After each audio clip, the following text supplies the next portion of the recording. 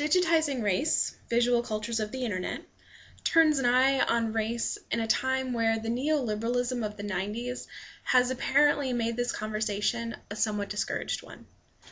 I chose this book because the role of race and culture in society, language, education is an interest of mine. I've made it the focus of my graduate level work. But I do have to admit that I've never looked into race and how it is portrayed on the internet, or how people choose to portray themselves on the internet. So I wanted to read this book in order to educate myself and to open my eyes to a world that we have created online and that is so important to so many people in the world today.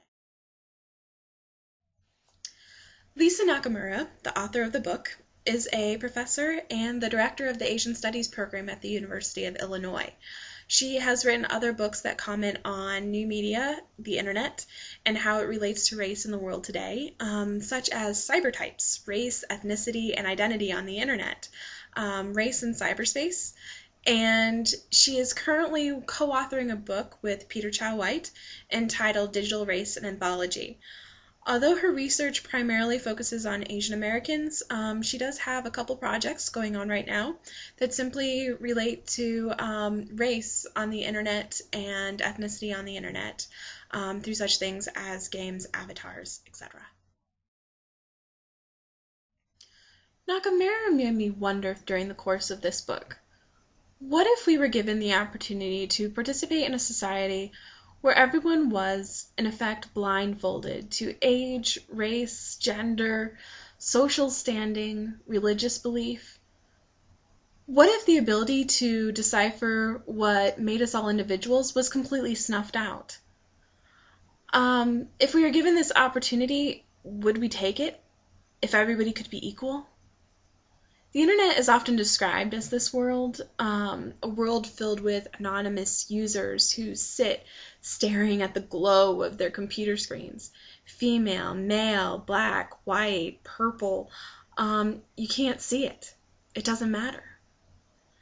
But Digitizing Race immediately puts this history of the internet into perspective. As described in her book, the internet began in the 90s as a very male-owned space due to digital divides and lack of access.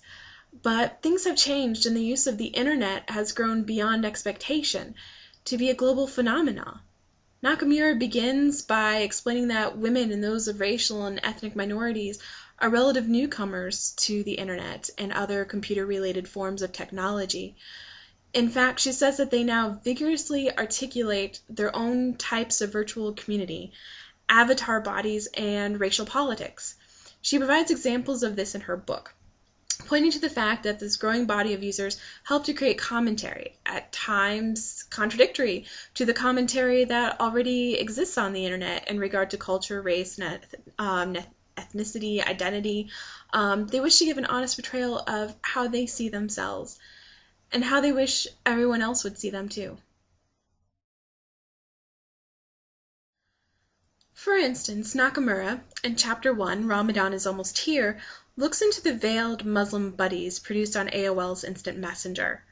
She comments on how these portrayed caricatures of the people behind them still showcase their actual society in the wearing of a veil, but that this more traditional aspect is then put on what Nakamura equates as hyper-feminized bodies, sporting the latest fashion trends on a sexy silhouette.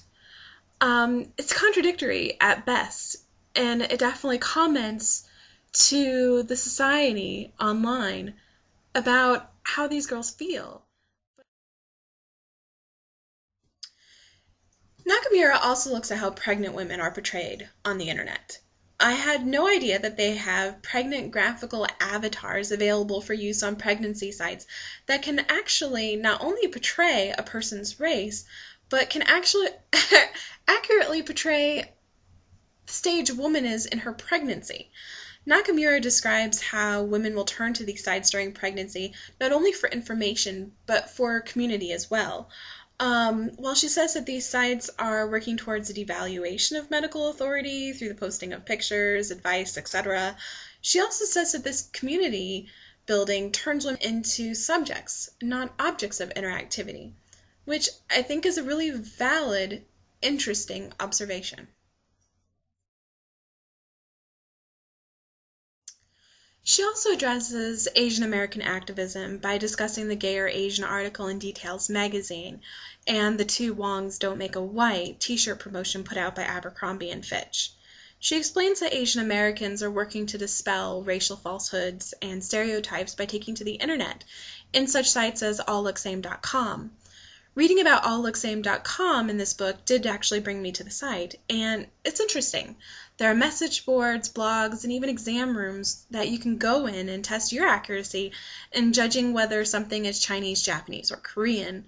At times you do wonder exactly what they're trying to say at this site, but then when you stand back and think about it, you realize that what they're saying is that those offhanded comments that people make about how all Asians look the same, or, for instance, that Chinese is just this horrible, garbled version of Beijing opera, when in reality it's a beautiful, soft language, are all ridiculous. And we need to not only examine what we, believe about people, but what we say about them too. In the close of Digitizing Race, Nakamura says, "This book seeks to rematerialize the internet by locating its material base and specifically embodied users and producers. The internet is a deep part of visual culture today and has a broader user base than what we could have ever imagined." Nakamura does a good job of pointing out that people of color and women want a say in how they are portrayed, not only in life, but on the internet as well. She admits that the atmosphere can be constraining, with plenty of limitations, but it is a forum nonetheless, and people see it that way. My only criticisms would be that it sometimes can seem disjointed on how the examples she uses relate to what she is specifically talking about. And yes, I have heard from other readers, and perhaps slightly agree, that the communities she compares are pretty contrastive. It would have been nice if she would have just focused on one of them, such as social networking sites, to examine how different ethnic, racial, or gender groups use them. This might have brought a more cohesive look to the book, but in the same regard, it was interesting seeing all the different opportunities people have to take off that blindfold and talk about a topic that is often overlooked for something that is more fresh or controversial. So my final recommendation, Digitizing Race, Visual Cultures of the Internet, a good read for every person who wants to be informed about who we are and how we interact in society today, both on and offline.